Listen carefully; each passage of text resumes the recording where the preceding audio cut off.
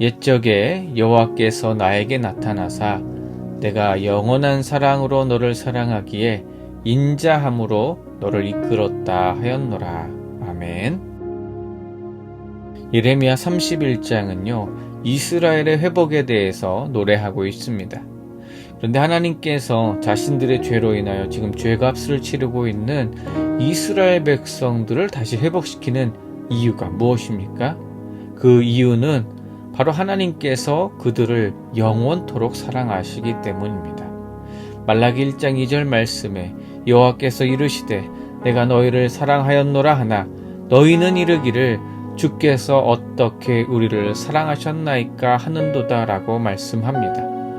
하나님께서는 이스라엘 백성들에게 나는 너희를 사랑한다 이렇게 말씀하셨는데 이스라엘 백성들은 하나님께서 우리를 사랑하신다는 증거가 어디에 있느냐고 항변을 하고 있었습니다. 이 질문에 대한 해답이요, 바로 십자가에 있습니다. 하나님께서 나를 사랑하심에 대한 그 증거가 십자가에서 가장 강력하게 나타나기 때문입니다. 하나님께서 나를 어떻게 사랑하시느냐고 질문하는 사람들에게 하나님은 내가 너를 이렇게 사랑한다 라고 말씀해 주십니다.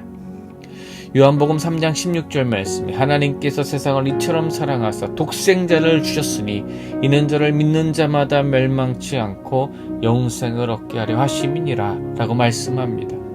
하나님께서 우리를 이처럼 사랑해 주셨습니다.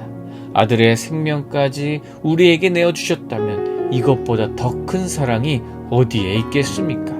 그래서 오늘 말씀은요, 이스라엘의 회복을 이야기하면서 하나님은 이스라엘 백성들로 하여금 다시 한번 출애굽의 경험을 통해 하나님의 사랑을 기억하기를 원하십니다. 중요한 사실은요, 하나님께서 이스라엘을 향한 사랑은 영원한 사랑이라는 점입니다. 하나님은 언제나 신실하신 분이시기 때문에 하나님은 변함없는 그 사랑으로 이스라엘 백성을 대하셨습니다.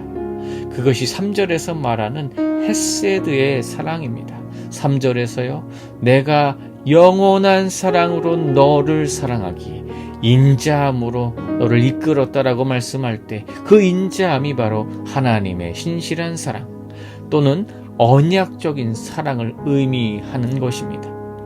그런데 구약의 역사를 통해서 알 수 있는 것처럼 그 약속을 어긴 것은요, 하나님이 아니라 언제나 사람들이었습니다. 이스라엘 백성들은 여러 가지 핑계를 대며 하나님과의 약속을 어겼고 불순종했고 하나님께서 가장 싫어하시는 우상 숭배를 일삼았습니다. 결국 이스라엘 나라는 망했고 성전은 불탔으며 수많은 사람들이 죽고 나머지는 바벨론으로 포로로 끌려가는 비참한 삶을 살고 있었던 것입니다. 그러나 하나님께서는요, 이스라엘 백성들을 그 상태에 그냥 내버려 두지 않으셨습니다. 그의 영원하신 사랑으로 인해서 하나님의 백성들을 강권적으로 이끄셨고 마침내는 회복시켜 주셨습니다. 오늘도요, 나를 향하신 그 하나님의 사랑에, 하나님의 영원하신 사랑에 감사하시기 바랍니다. 오늘도 주님과 함께 동행하는 은혜가 넘치는 하루 되시기를 간절히 소원합니다. 오늘 나는 하나님의 영원하신 사랑에 감격하고 감사하고 있습니까? 십자가의 사랑으로 우리에게 영원한 생명을 주신 하나님께 감사하는 하루가 되시기 바랍니다. 하나님 아버지 감사합니다. 우리를 향한 하나님의 사랑에 감사하는 하루가 되게 하여 주시옵소서. 예수님께서 피 흘리신 그 십자가의 사랑으로 우리가 영원한 생명을 얻었음에 감사드립니다.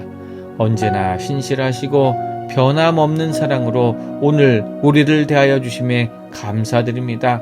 오늘도 영원한 생명 주심에 감격하는 기쁨의 하루, 또 주님과 동행하는 귀한 하루가 되게 하여 주시옵소서. 예수님의 이름으로 기도합니다. 아멘.